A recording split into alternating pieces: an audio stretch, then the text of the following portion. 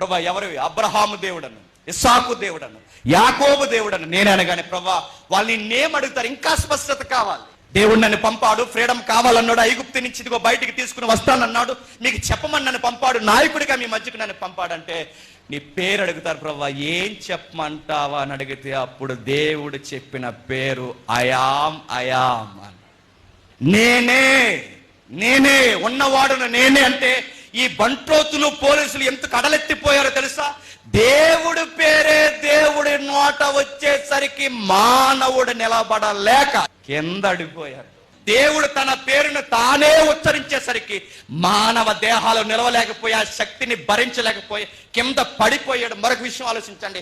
ఒకవేళ ఆయనకి 3 మేకలంటే భయం అయితే, ఆయనకి సిలువంటే భయం అయితే, ఆయన పట్టడానికి వచ్చారన్నది భయం అయితే, వీళ్ళ కింద పడిపోయి బెంబేలు ఎత్తిపోయినప్పుడు అక్కడి నుంచి ఆయన ఏమవ్వాలి చెప్పండి? సైడ్ అయిపోవాలి.